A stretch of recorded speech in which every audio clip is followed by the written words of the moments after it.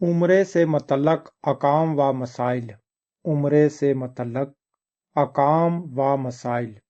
حضرت ابن عمر رضی اللہ عنہ بیان کرتے ہیں کہ ہر مسلمان پر حج اور عمرہ واجب ہے۔ حضرت ابن عمر رضی اللہ عنہ بیان کرتے ہیں کہ ہر مسلمان پر حج اور عمرہ واجب ہے۔ حضرت ابن عباس رضی اللہ عنہ نے فرمایا حضرت ابن عباس رضی اللہ عنہ نے فرمایا کہ یہ دونوں اللہ کی کتاب میں ایک دوسرے کے ساتھی ہیں اللہ کی کتاب میں ایک دوسرے کے ساتھی ہیں۔ ارشاد باری تعالیٰ ہے، اللہ کے لیے حج اور عمرے کو پورا کرو۔ ارشاد باری تعالیٰ ہے، یعنی کہ اللہ تعالیٰ کا ارشاد ہے، اللہ کے لیے حج اور عمرے کو پورا کرو۔ صحیح بخاری کی حدیث نمبر 1773۔ حضرت ابو ہریرہ رضی اللہ عنہ سے روایت ہے کہ رسول اللہ صلی اللہ علیہ وآلہ وسلم نے فرمایا ایک عمرہ دوسرے عمرے تک رسول اللہ صلی اللہ علیہ وآلہ وسلم نے فرمایا ایک عمرہ دوسرے عمرے تک ان گناہوں کا کفارہ ہے جو ان کے درمیان کیے گئے ہوں، اور حج مبرور کی جزا تو جنت ہے۔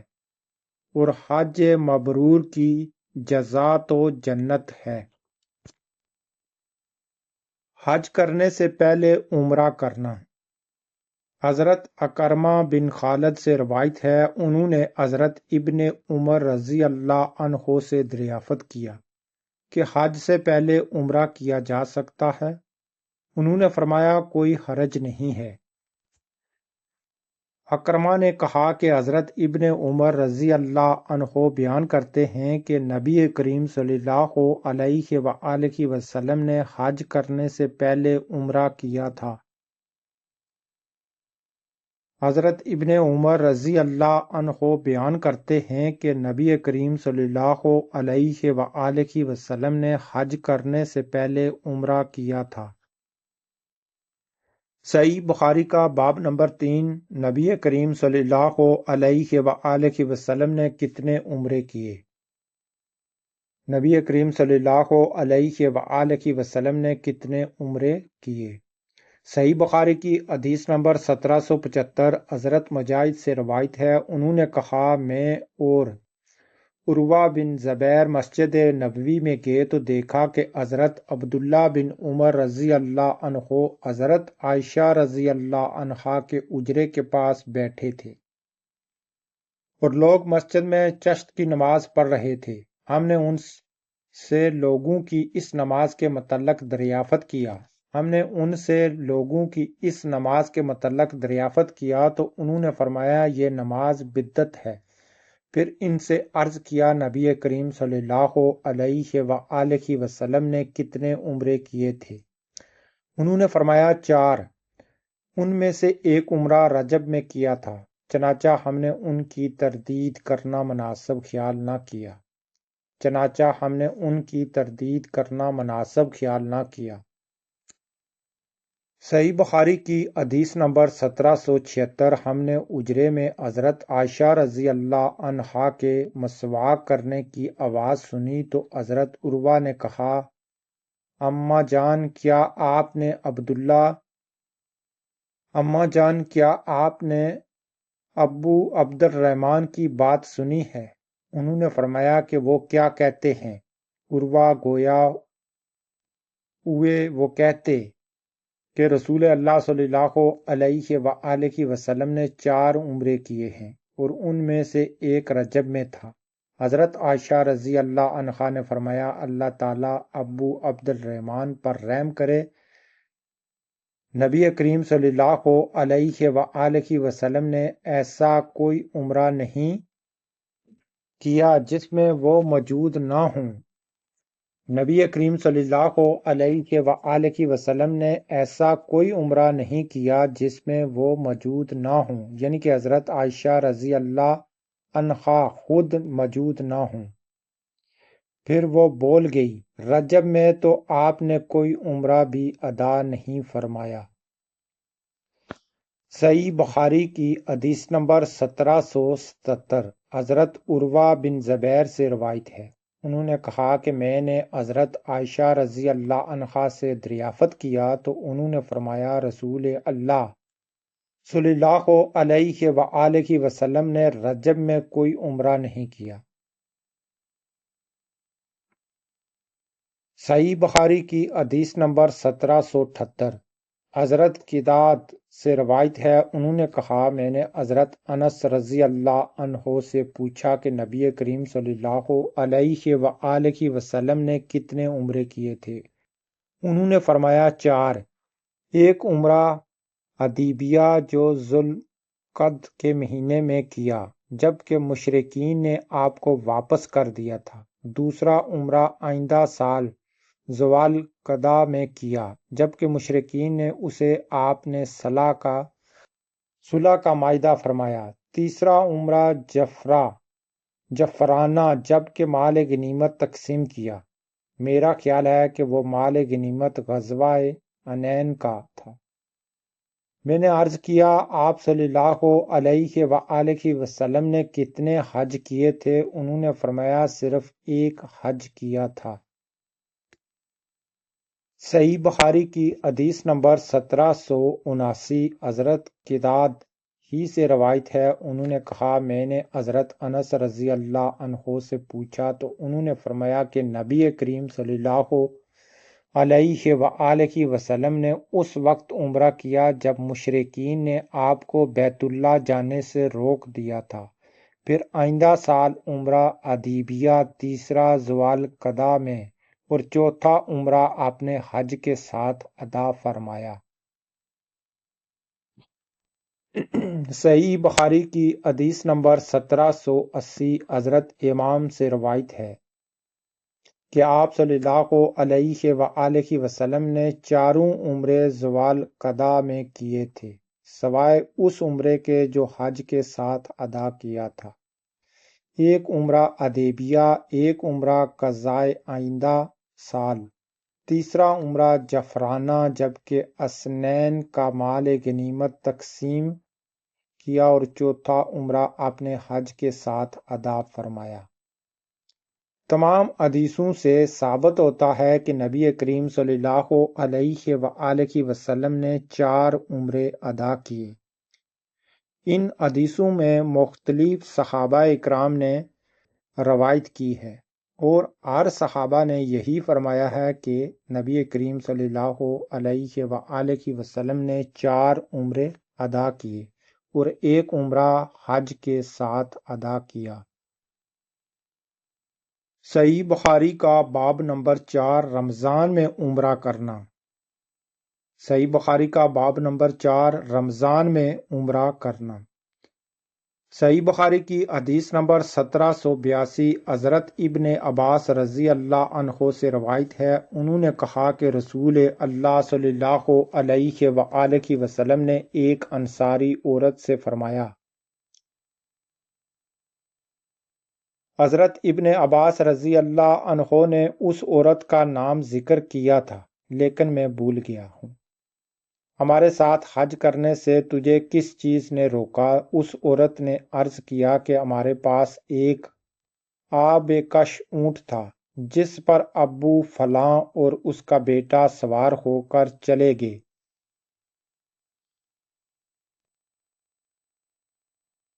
ہمارے ساتھ حج کرنے سے تجھے کس چیز نے روکا؟ اس عورت نے عرض کیا کہ ہمارے پاس ایک آبکش اونٹ تھا جس پر ابو فلاں اور اس کا بیٹا سوار ہو کر چلے گئے ہیں۔ اس نے اپنے شوہر اور بیٹے کی طرف اشارہ کیا۔ ایک دوسرا اونٹ چھوڑ گئے ہیں جس پر ہم پانی لاتے ہیں۔ آپ صلی اللہ علیہ وآلہ وسلم نے فرمایا جب رمضان مبارک کا مہینہ آئے تو اس میں عمرہ کرنا، کیونکہ رمضان میں عمرہ کرنا حج کے برابر ہے، یا اس سے ملتے جلتے الفاظ ارشاد فرمائے۔ آپ صلی اللہ علیہ وآلہ وسلم نے فرمایا جب رمضان مبارک کا مہینہ آئے تو اس میں عمرہ کرنا، کیونکہ رمضان میں عمرہ کرنا حج کے برابر ہے یا اس سے ملتے جلتے الفاظ ارشاد فرمائے۔ صحیح بخاری کی حدیث نمبر 1783 حضرت عائشہ رضی اللہ عنہا سے روایت ہے، انہوں نے فرمایا کہ ہم رسول اللہ صلی اللہ علیہ وآلہ وسلم کے ہمراہ اس وقت روانہ ہوئے جب ذوالحج کا چاند طلوع ہو چکا تھا۔ آپ صلی اللہ علیہ وآلہ وسلم نے ہمیں فرمایا تم میں سے جو حج کا احرام باندھنا چاہتا ہے وہ حج کا احرام باندھ لے، اور جو عمرے کا احرام باندھنا پسند کرتا ہے وہ عمرے کا احرام باندھ لے۔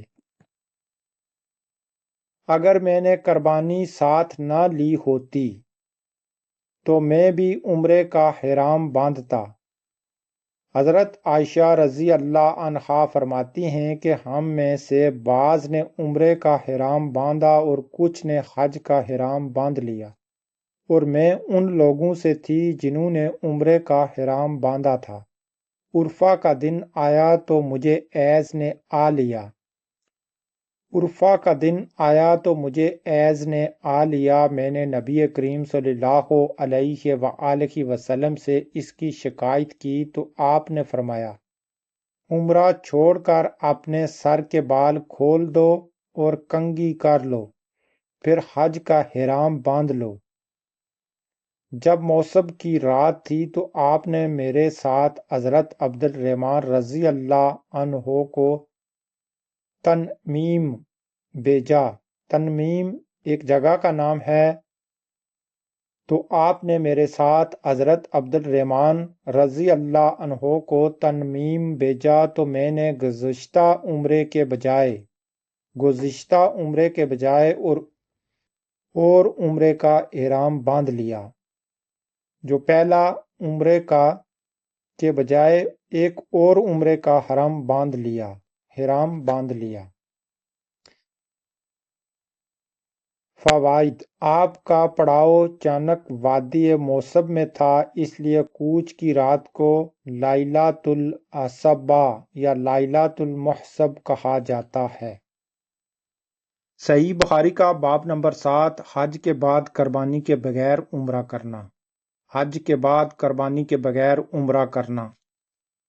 صحیح بخاری کی حدیث نمبر 1786 حضرت عائشہ رضی اللہ عنہا سے روایت ہے، انہوں نے کہا کہ ہم رسول اللہ صلی اللہ علیہ وآلہ وسلم کے ہمراہ اس وقت سفر حج پر روانہ ہوئے جب ذوالحج کا چاند طلوع ہو چکا تھا۔ رسول اللہ صلی اللہ علیہ وآلہ وسلم نے فرمایا جو شخص چاہے وہ عمرے کا حرم باندھ لے، اور جو شخص حج کا حرم باندھنا پسند کرے وہ اس کا حرم باندھ لے، اور اگر میں نے قربانی ساتھ نہ لی ہوتی تو میں عمرے کا حرام باندھتا۔ چنانچہ صحابہ اکرام رضی اللہ عنہ میں سے بعض نے عمرے کا حرام باندھا اور کچھ نے حج کا حرام باندھا، اور میں ان لوگوں سے تھی جنہوں نے عمرے کا حرام باندھا تھا۔ مکہ میں داخل ہونے سے پہلے مجھے ایذ آ گیا اور مجھے یوم عرفہ نے اسی حالت میں آ لیا کہ میں بحالت ایذ تھی۔ میں نے اس بات کی شکایت رسول اللہ صلی اللہ علیہ وآلہ وسلم سے کی تو آپ نے فرمایا عمرہ چھوڑ دو، سر کے بال کھول کر ان میں کنگھی کرو اور حج کا حرم باندھ لو۔ میں نے ایسا ہی کیا۔ جب محسب کی رات آئی تو آپ نے میرے ساتھ حضرت عبد الرحمن رضی اللہ عنہ کو بھیجا۔ انہوں نے اسے اپنی سواری کے پیچھے بٹھا لیا تو اس نے پہلے عمرے کو بدل کر دوسرے عمرے کا احرام باندھا۔ اس طرح اللہ تعالیٰ نے اس کا حج اور عمرہ پورا کر دیا اور اس میں کوئی چیز قربانی، صدقہ اور روزہ وغیرہ نہ تھا۔ صحیح بخاری کی حدیث نمبر 1799 حضرت لیلہ بن امیہ رضی اللہ عنہ سے روایت ہے، جب نبی کریم صلی اللہ علیہ وآلہ وسلم جاریانہ میں تشریف فرما تھے تو ایک آدمی آپ کے پاس آیا۔ اس نے ایسا عبا پہن رکھا تھا جس پر خلوق یا زردی کے نشانات تھے۔ اس نے عرض کیا، آپ مجھے عمرہ کرنے کے بارے میں کیا حکم دیتے ہیں؟ اللہ تعالیٰ نے نبی کریم صلی اللہ علیہ وآلہ وسلم پر وحی نازل فرمائی۔ اس دوران میں آپ کو کپڑے سے ڈھانپ دیا گیا۔ اس دوران میں آپ صلی اللہ علیہ وآلہ وسلم کو کپڑے سے ڈھانپ دیا گیا۔ میری خواہش تھی کہ میں نبی کریم صلی اللہ علیہ وآلہ وسلم پر نزول وحی کی کیفیت دیکھوں۔ حضرت عمر رضی اللہ عنہ نے فرمایا، او کیا تم نبی کریم صلی اللہ علیہ وآلہ وسلم پر نزول وحی کی کیفیت دیکھنا چاہتے ہو؟ میں نے عرض کیا، جی ہاں۔ انہوں نے کپڑے کا کنارہ اٹھایا تو میں نے آپ صلی اللہ علیہ وآلہ وسلم کو بے حالت دیکھا کہ آپ سے خراٹے بھرنے کی آواز آ رہی تھی۔ یہ آواز اونٹ کے بلبلانے کی طرح تھی۔ جب آپ سے یہ کیفیت زائل ہوئی تو آپ نے فرمایا، عمرے کے متعلق سوال کرنے والا آدمی کہاں ہے؟ اسے فرمایا، اپنا جبہ اتار دو۔ اسے فرمایا، اپنا جبہ اتار دو اور اپنے جسم سے خوشبو کے اثرات دھو ڈالو۔ جو اس نے خوشبو لگائی ہوئی تھی اس کے بارے میں فرمایا کہ اپنا جبہ اتار دو اور اپنے جسم سے خوشبو کے اثرات دھو ڈالو۔ نیز زردی کو صاف کرو اور عمرہ کرتے وقت وہی کام کرو جو حج میں کرتے ہو۔ نیز زردی کو صاف کرو جو اس کے جبے پر لگی ہوئی تھی اور عمرہ کرتے وقت وہی کام کرو جو حج میں کرتے ہو۔ صحیح بخاری کا باب نمبر 13، آنے والے حاجیوں کا استقبال کرنا اور 3 آدمیوں کا ایک سواری پر بیٹھنا۔ آنے والے حاجیوں کا استقبال کرنا اور 3 آدمیوں کا ایک سواری پر بیٹھنا۔ صحیح بخاری کی حدیث نمبر 1798، حضرت ابن عباس رضی اللہ عنہ سے روایت ہے، انہوں نے فرمایا کہ جب رسول اللہ صلی اللہ علیہ وآلہ وسلم مکہ تشریف لائے تو بنی عبد المطلب کے چند لڑکے آپ کے استقبال کے لیے گئے۔ بنی عبد المطلب قبیلے کے چند لڑکے آپ کے استقبال کے لیے گئے۔ ان میں سے ایک کو آپ نے اپنے آگے اور دوسرے کو اپنے پیچھے سواری پر بٹھا لیا۔ ان میں سے ایک کو آپ نے اپنے آگے اور دوسرے کو اپنے پیچھے سواری پر بٹھا لیا۔ فوائد: اس حدیث سے معلوم ہوا کہ حاجیوں کی آمد و رفت کے وقت ان کی تعظیم و اکرام اور استقبال کرنا جائز ہے، کیونکہ رسول اللہ صلی اللہ علیہ وآلہ وسلم نے آپ کا استقبال کرنے والوں کو روکا نہیں ہے، بلکہ ایک کو اپنے آگے دوسرے کو پیچھے بٹھا کر استقبال کی توثیق فرمائی۔